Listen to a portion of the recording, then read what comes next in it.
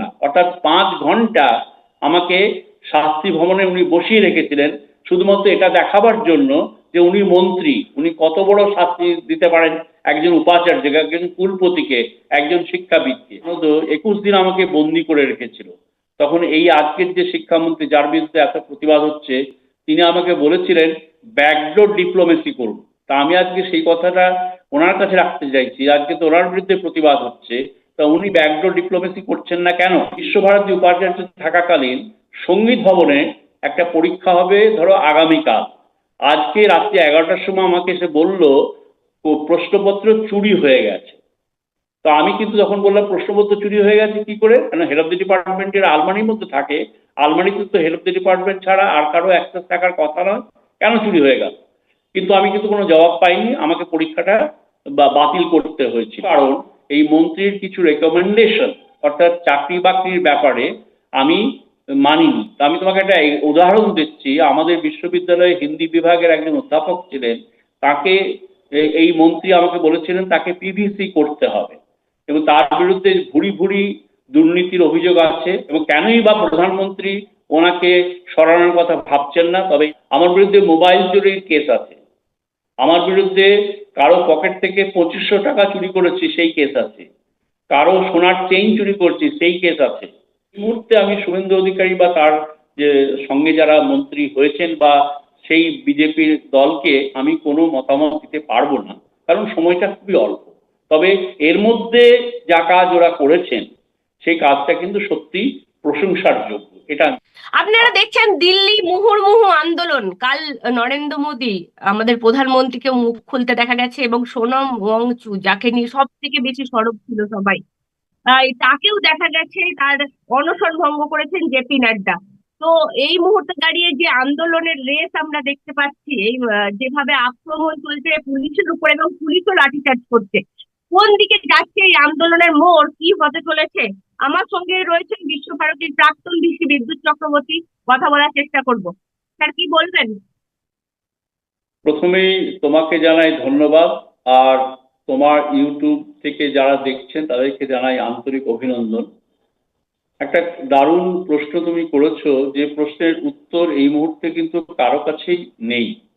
তবে আমি আমার অভিজ্ঞতা থেকে বলতে পারি, শিক্ষা ব্যবস্থার যে অবনমন ঘটেছে, শুধুমাত্র পশ্চিমবঙ্গের ক্ষেত্রে বলছি তা নয়, সারা ভারতবর্ষের ক্ষেত্রে। কারণ আমি দিল্লি বিশ্ববিদ্যালয়ে প্রায় 4 দশক পড়িয়েছি, এবং ভারতবর্ষের বিভিন্ন বিশ্ববিদ্যালয়ের সঙ্গে আমি অনেকভাবে যুক্ত ছিলাম। শিক্ষার অবনমন ঘটেছে, এবং সেক্ষেত্রে এই যে ককরোচ জনতা পার্টির যে আন্দোলনটা, সে আন্দোলনটা আমার মনে হয় সমীচীন।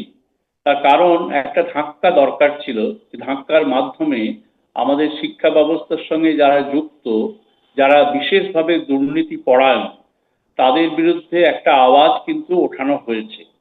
এখন ভবিষ্যৎ কি সেটা এই মুহূর্তে আমরা সেই ছবিটা খুব পরিষ্কার দেখতে পাচ্ছি না। তবে আমার যা মনে হয়, ছাত্রছাত্রীদের যে আন্দোলন, সেই আন্দোলনের যে মূল দাবি দেওয়া, সেই দাবি দেওয়াটা যদি সরকার এই মুহূর্তে মিটিয়ে ফেলেন, তাহলে হয়তো আন্দোলনটা খানিকটা ধিমে তালে হয়ে যাবে। কিন্তু আন্দোলন ধিমে তালে হওয়া মানেই কিন্তু শিক্ষা ব্যবস্থার যে দুর্নীতি আমরা দেখেছি, এবং যার জন্য আজকে ভারতবর্ষের কোনো বিশ্ববিদ্যালয় পৃথিবীর 500 বিশ্ববিদ্যালয়ের মধ্যে নেই, সেটা কিন্তু কম হবে না। তার কারণ এই যে অবনমন, এই অবনমনটা তো একদিনে হয়নি, অবনমনটা হয়েছে বছরের পর বছর ধরে। এবং তার জন্য দায়ী আমাদের প্রজন্ম। আমরা কিন্তু আজকের প্রজন্মকে যে ধরনের শিক্ষা দেওয়া উচিত ছিল, যে ধরনের শিক্ষার ব্যবস্থা উৎপন্ন তৈরি করার উপায় ছিল বা তৈরি করার জন্য প্রয়োজন ছিল, সেই প্রয়োজনটা কিন্তু আমরা যে কোনো কারণেই আমাদের দায়িত্ব পালন করতে পারিনি। তারই প্রকাশ ঘটছে আজকে যন্তর মন্তরে, এবং শুধু যন্তর মন্তরেই নয়, সারা ভারতবর্ষে। আমি মাননীয় প্রধানমন্ত্রীকে অনুরোধ করব, যে প্রধানমন্ত্রী যে ধরনের পদক্ষেপ নিচ্ছেন, সেই ধরনের পদক্ষেপের একটা সঠিক উপায় তো বেরোবেই আশা করছি। তবে এর মধ্যে যেটা করা দরকার, যারা শিক্ষার সঙ্গে যুক্ত এবং যারা শিক্ষার সঙ্গে যুক্ত হয়ে দুর্নীতি পরায়ণ এবং তাদের বিরুদ্ধে শক্ত পদক্ষেপ নেওয়া দরকার। যেটা আমি আগেই বলেছিলাম, এটা একদিনে সম্ভবপর নয়, কেন এই রোগটা কিন্তু ক্যান্সারের থেকেও মারাত্মক রোগ। সেই জন্য খুব শক্ত ওষুধ দিতে হবে, যে ওষুধ হয়তো আমরা যারা সাধারণ মানুষ তারা হয়তো অনেকেই মানতে পারবো না। তার কারণ ক্যান্সারে তুমি জানো বোধহয় যে ক্যান্সারের চিকিৎসার একটা চিকিৎসা হচ্ছে সার্জারি, সেখানে হয়তো মানুষের শরীরে কোনো অঙ্গ বাদ দিয়ে দিতে হয়।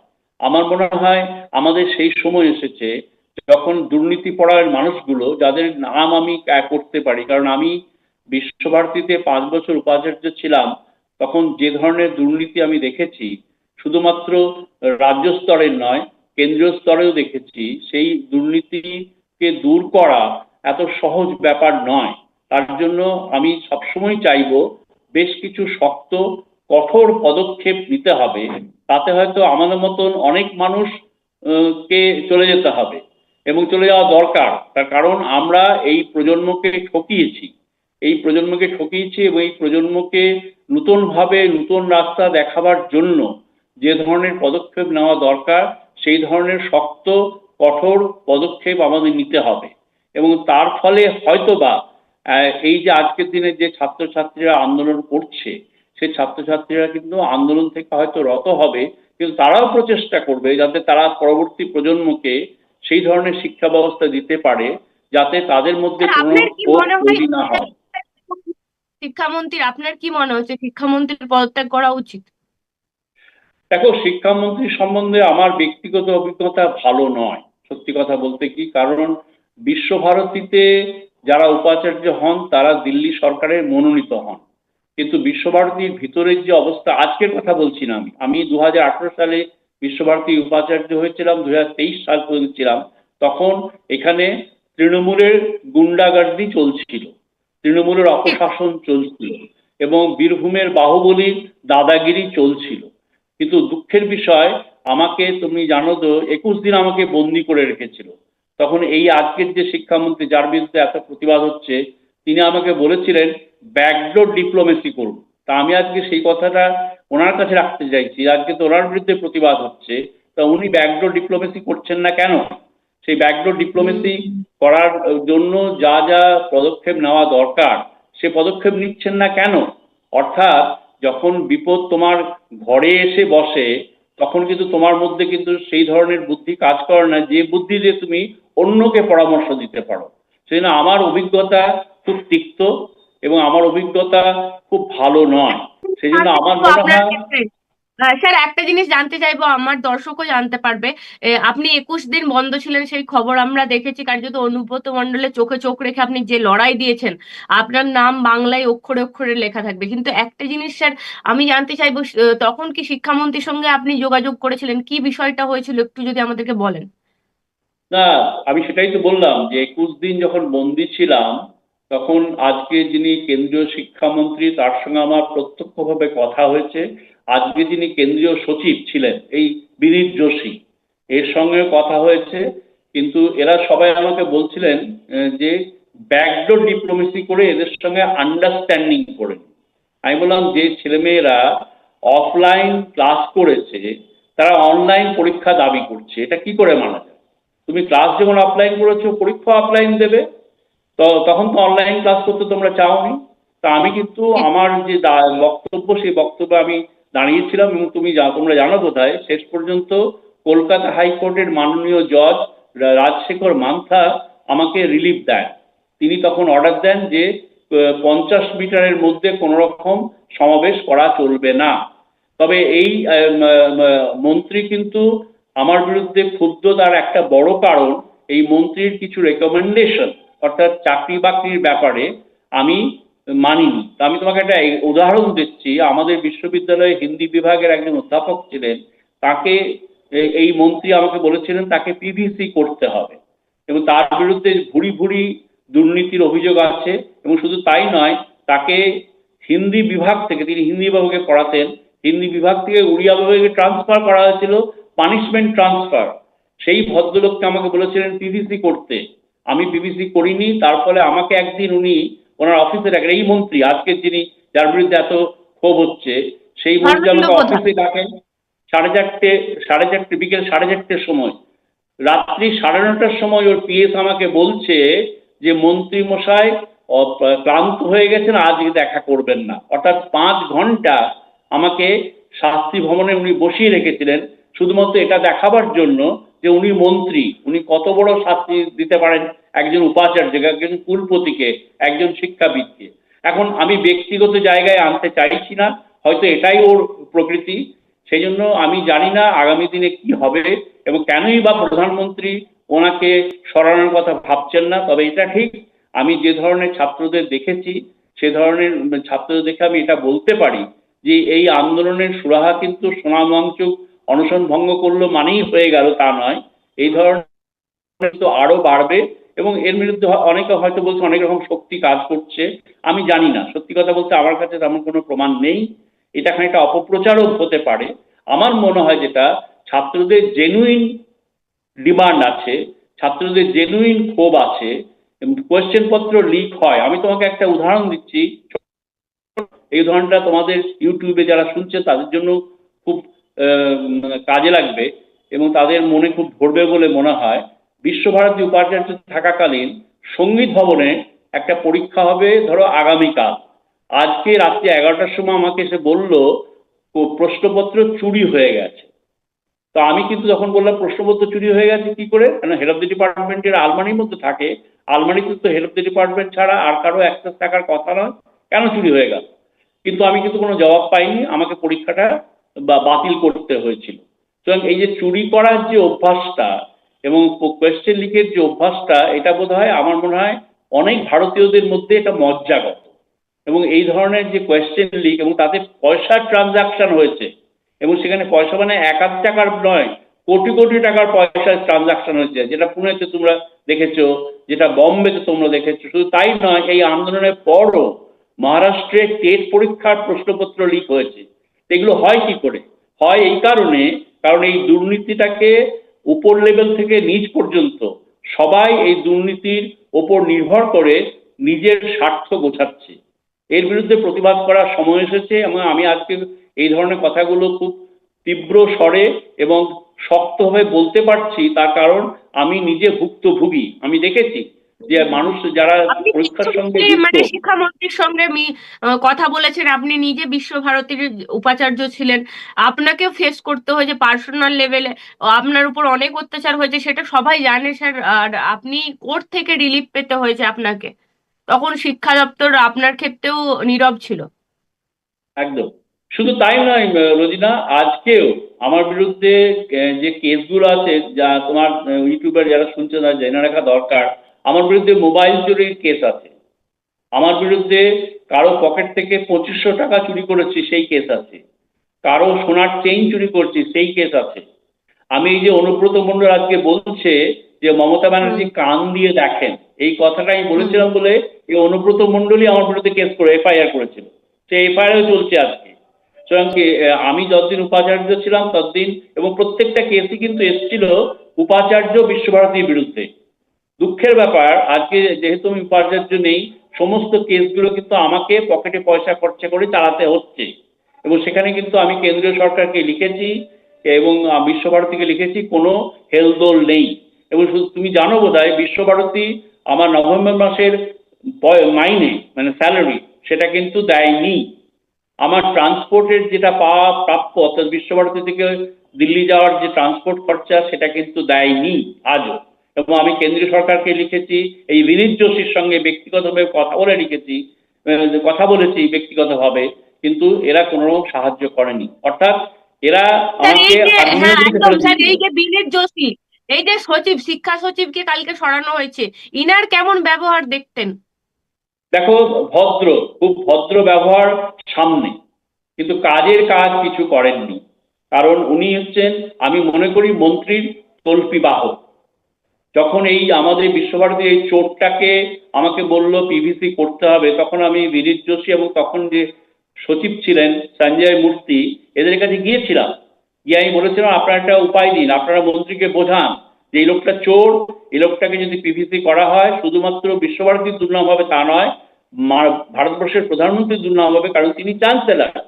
কিন্তু এরা তখন আমাকে বলেছিলেন যে হিন্দিতে, স্যার মন্ত্রী কা বাত তো মান লেনা চাই।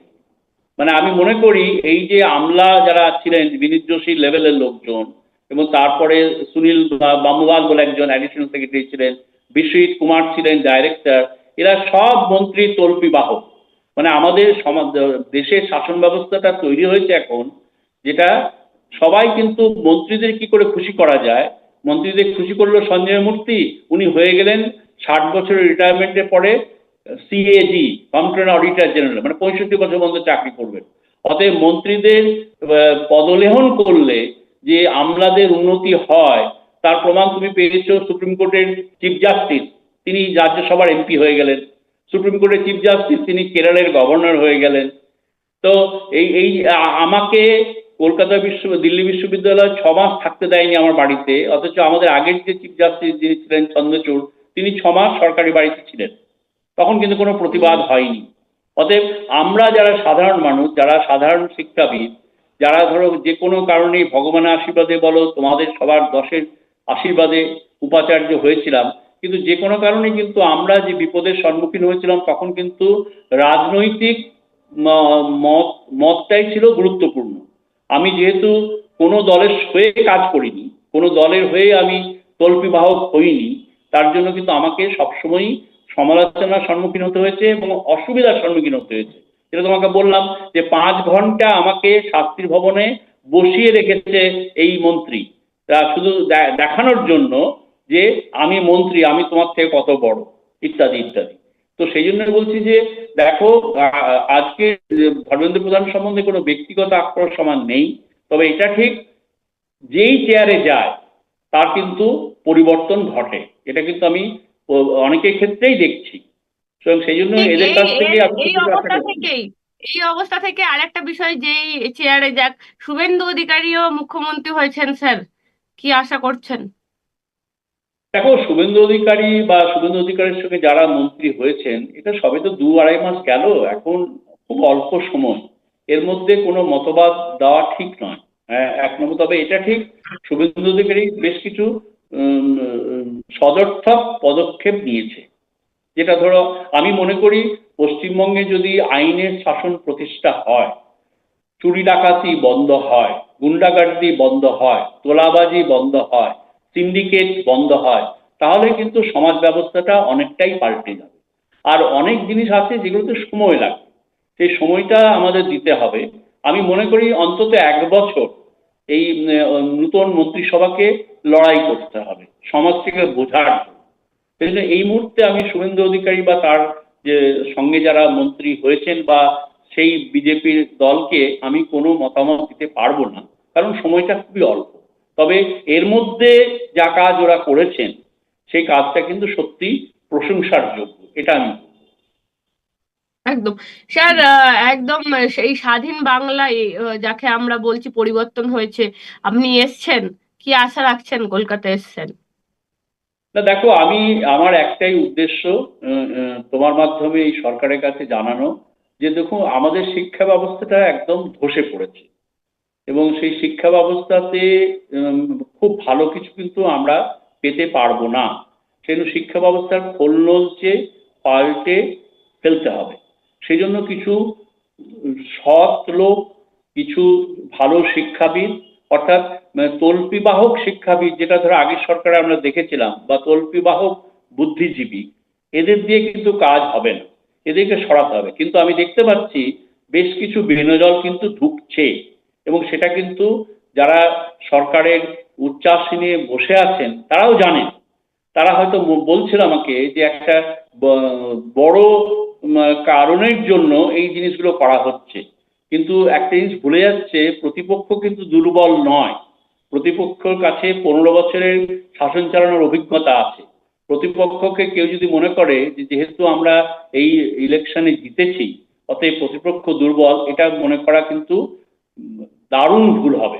আর এটাও বোধহয় আমার মনে হয় সবাই জানে তোমরা, যে এইবারের ভোটটা কিন্তু আমি বলবো না যে সরকারের পক্ষে ভোট, এই ভোটটা কিন্তু সরকারের বিপক্ষে ভোট।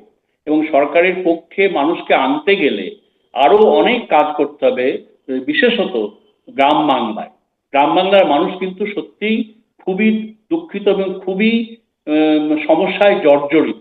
এখন এই সমস্ত মানুষগুলোকে যদি আমরা কাছে টানতে না পারি, তাহলে কিন্তু এই যে পরিবর্তন, এই পরিবর্তনটা পরবর্তীকালে সবচেয়ে বেশি সমালোচিত হবে। অতএব এই মুহূর্তে আমি যেটা বলবো, শুভেন্দু অধিকারীর সরকার অনেক ভালো কাজ করছে, কিন্তু সাথে সাথেই আমাদের একটা ভবিষ্যতের যে ব্লুপ্রিন্ট যেটাকে বলে, ভবিষ্যতের রূপরেখা, সেটাকেও তৈরি করতে হবে। এবং তার মধ্যে সবচেয়ে বড় জিনিস শিক্ষা এবং স্বাস্থ্য।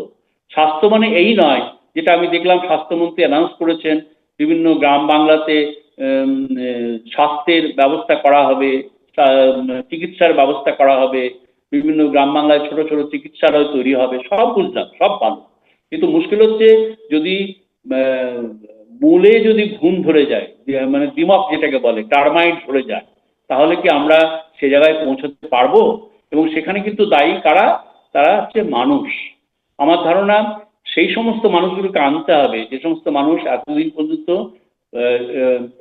পেরিফেরাল ছিল, অর্থাৎ ততটা গুরুত্ব পায়নি। সেই মানুষগুলো কিন্তু আছে, সেই মানুষগুলো কিন্তু নিঃশব্দে কাজ করে গেছে, সেই মানুষগুলোকে আনতে হবে। স্যার, আপনাকে অসংখ্য ধন্যবাদ আমাদেরকে এতক্ষণ সময় দেওয়ার জন্য। নমস্কার।